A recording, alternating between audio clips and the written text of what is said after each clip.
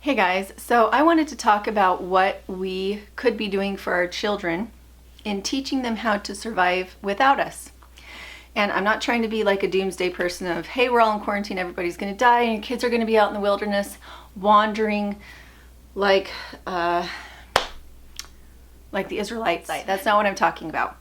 But I think that a little tiny bit of the fear that's in the back of our minds right now with the quarantine would be helpful to us in evaluating the skills that we wish our kids had. And some of these skills could be cooking, cleaning, the ability to go out and do physical work in the yard, the ability to sew their own clothes. And maybe that is too old-fashioned to think about, but I believe that when we are dependent on others for our basic needs, others are in control of us because we will do anything to get our basic needs and the basic needs of our children met. And so instead of looking at these skills and saying, oh, that's a man's job, or oh, that's a woman's job, I think if we looked at skills as just skills, instead of the way that they've been politicized, instead of the way that they have tried to, instead of the way that sometimes they've been fragmented and attached to political agendas, that if you know how to knit, it means you're being subjugated by the man. If you know how to do woodworking, it means that your feminine side is not being allowed to come out. And so I think that if we can take some of that political hooey and strip it from our brains and instead look around at the things that need to be done in our home and teach our children how to do them.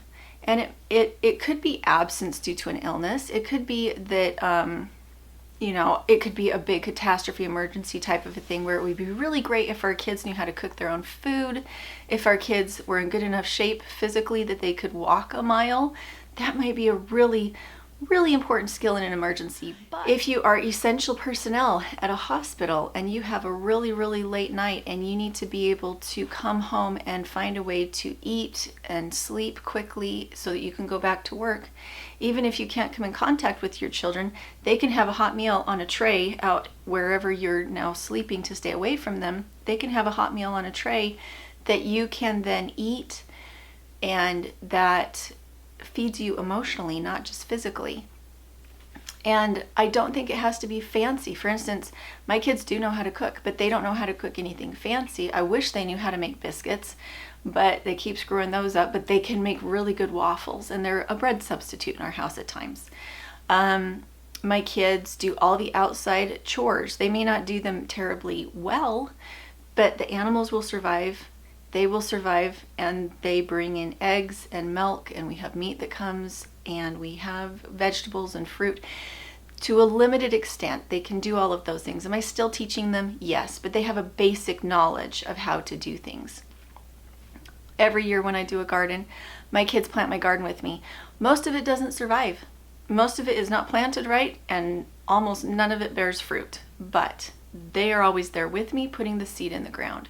This year, they planted in boxes, and we actually have string beans on our indoor beans that my kids did. When motivating your children to learn these kind of skills, I think that their imagination is crucial. For me, I have a library full of books that are about adventurous children who have amazing skills and know how to take care of themselves. Some of them are The Secret Garden, My Side of the Mountain, Where the Red Fern Grows, Pippi Longstocking. They're all about very adventurous children, not necessarily always 100% obedient children, but they're children who knew how to think. And a series of unfortunate events. All of these books, to one degree or another, teach your child to value independence in their own needs. And I do have discussions with my children on some of these because they do have some disobedience, and it does get them into some hot water. Or there were ways that these kids could handle things maybe a little bit better so that they were safer. And so we have these conversations around these books so that they can see that these kids made some mistakes and there were some consequences to it. And they can now hold those consequences in their own minds and decide what consequences they're willing to have applied to them if they do something foolish. But more than anything, it teaches them to dream and look and see that there are skills they can learn that allow them to grow and achieve and have personal satisfaction in these skills. One of my very, very favorite books is Swiss Family Robinson. The classics version, because it's like an encyclopedia of skills, but it's super fun. If for those of you who are just new on homeschooling, I highly recommend that instead of doing necessarily regimented homeschool, get amazing books, not audiobooks. They have to be read books, because it can allow your children to teach themselves. If you have children who are too young to read or who struggle with reading, I would recommend reading the books to them yourself. And I think that's very valuable, because it gives you a chance to explain things that the kids don't understand, and it helps you to put together some adventures in your own mind of things you would like to teach your children. So hopefully this is helpful. Again, my kids know how to do everything that I know how to do. They just don't do it very well at this point. But I have exposed them to it. I have given them an opportunity to partake, and that's very important to me. At this point, we have lots of rewards around the house for those who are self-motivated, and consequences around the house for those who are not self-motivated. And I think that this can be a time of great growth for a family, especially if you are having issues with kids in school anyway. Now is the time, I think, to really absorb what the struggles that your family is having without having some of the detriment of having older children who are out in the world and really have a pretty big choice about whether or not they listen to you. Right now we're in quarantine, and we have an opportunity to teach that we have not had since, I don't know, the beginning of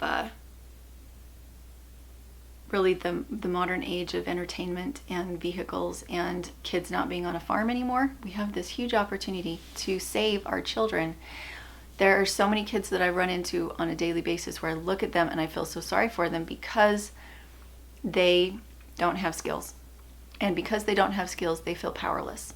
And I think we want to give our kids power. We want to give them confidence. And we want to give them a way out of a lot of the bad things that are happening in the world. Not the quarantine, but things that were happening to them in school, things that were happening to them at their work. If they have the confidence to learn the skills that they need, they can get out of a bad job. If they have the skills of interpersonal relations and being able to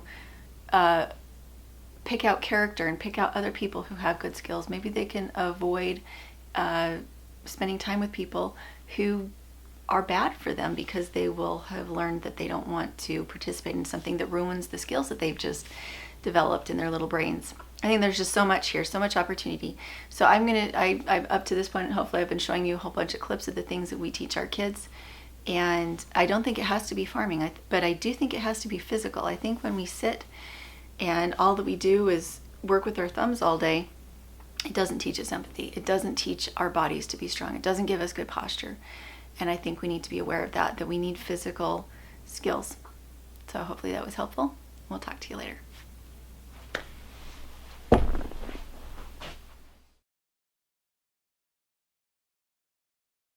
That out because I was homeschooled, and my dad gave me a piece of advice when I was about, I don't remember if I was 15 or if I was 17.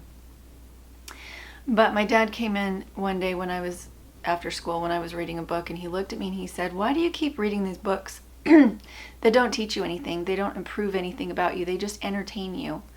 This is time that you could be putting towards learning a new skill, improving your mind, and becoming a better person." And it really stuck with me. And at that point, I actually started to notice that the books I was reading were not improving my life. They were making me dissatisfied. They were making me look around and think that I needed a boy to come rescue me, or that I needed a miraculous chain of events like Cinderella to take me out of my drudgery. And when instead I started to look around and say, well, what are my dreams? What are my aspirations? What are things I want to do?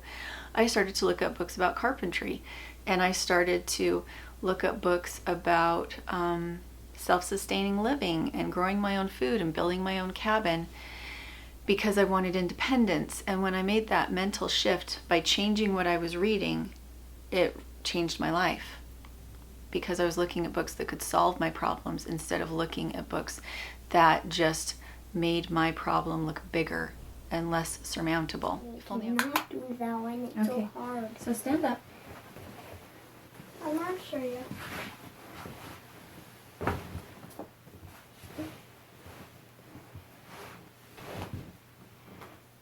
Hey guys, so I'm spinning my own wool. I'm going to show them what you carded it from. She's prepping her own wool too. Yeah, and so... And you're not even using a thread this time. You're just drafting. Yeah, and Mom's really tickled. I'm so tickled. We're going to build another one. All right.